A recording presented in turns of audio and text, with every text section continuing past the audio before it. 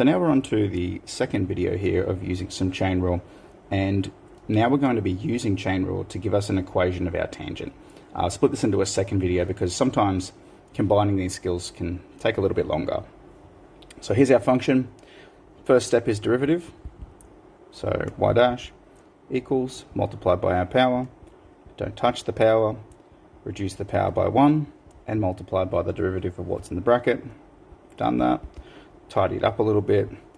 2/3, x take 1 to the negative third, and we could probably put this underneath our fraction, so we could always write it as 2 over, draw that a bit neater, 2 over 3 x take 1 to the third.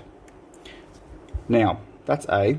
Now part B is the equation of the tangent at that point, so let's do that. I've got a y dash. Now when I'm doing equation of the tangent, the first thing you need to remember is we're going to always start with this, y take y1 equals m, x take x1, with the goal of getting to a little mx plus c when we just rearrange that form a little bit. It doesn't always get back into mx plus c, but it's nice to put it back in that form if the numbers are neat and it works out. So let's start with y take y1 equals m, x take x1. First thing I'm going to get here is my m. Now my m, or my gradient of my tangent, is simply my derivative at the x1 value. So x1, in this case, the first one we're going to be doing, is 2 and 1. So x1 is equal to 2. So let's have a look at that. My gradient of my tangent is going to be equal to, and I'm just going to substitute this into my derivative, 2 over 3, 2 take 1, to the positive a third, and that means I am 2 over 3 times 1 to the third. Now the magical little thing when you have a 1 inside the bracket is the square root of 1, the cubed root of 1, 1 cubed, etc., is always just going to become 1. So this piece here is just 2 over 3 times 1, or 2 over 3. So my gradient of my tangent here is 2/3. Now, all I need to do to finish this equation is I need an x1 and I need a y1. Now don't get confused between y1 and y dash. They are not the same thing. y1 is my value up here, this coordinate value at the top here, I'll circle it in yellow, this coordinate value at the top, and my x1 is this coordinate value.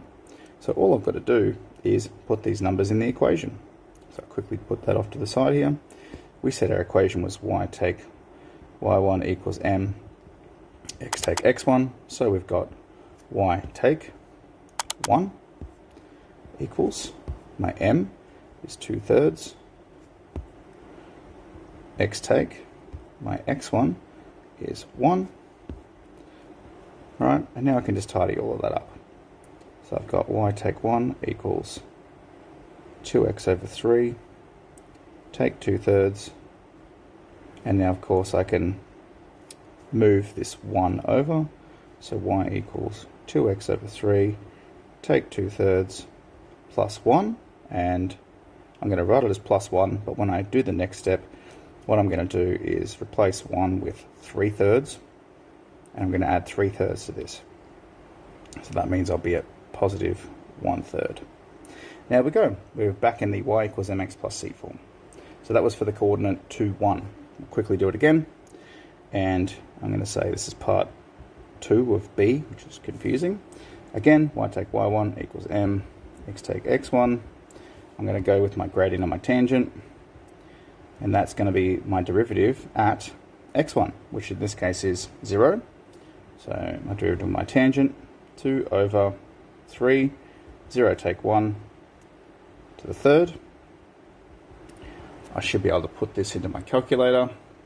Now, if I put this into my calculator, what I should be getting is quite simply negative 2/3 in this case.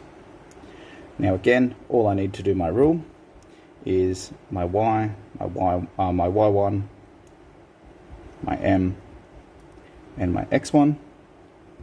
Well, I've got my y1 up here, it's already ready to go. Got my x1, it's 0, and I've got my m.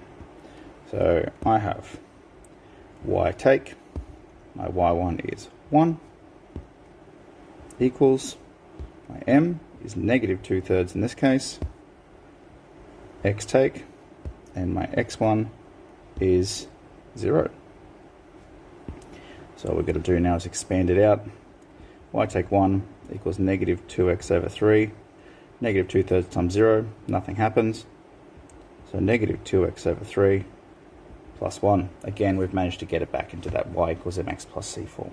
Ready to go. So now we're